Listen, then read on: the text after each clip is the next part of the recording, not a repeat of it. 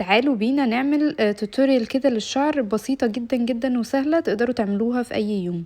اولا بقسم الشعر نصين، وبعد كده باخد 3/4 الشعر من قدام، وببتدي برضو اقسم الشعر نصين من الورا، وابتدي ابله بالمية، وابتدي اخدها يعني اسرحها كويس واخدها على ورا علشان تكون شكلها حلو. هتشوفوا في الفاينل لوك هتكون عاملة ازاي.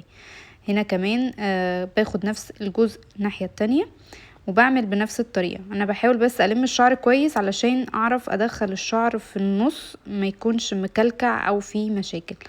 هنا برضو كنت ببل الشعر من الجزء اللي قدام بس، وهبتدي برضو اخده على الجزء اللي ورا. هبتدي امسك الاتنين بقى مع بعض من ورا، وده هعمله انا كنت بثبتهم ببنس الاول، بعد كده هعملهم بتوكة اللي هي الاساتك الصغيرة اللي احنا عارفينها دي اللي لونها اسود.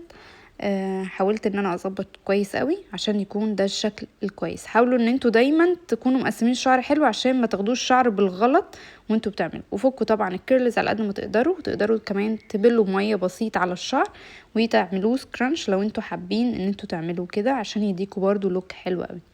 هنا كنت بحاول افك الكيرز عشان يديني بس فوليوم اكتر بما انه باد هير داي ودي كانت الفاينل لوك. اتمنى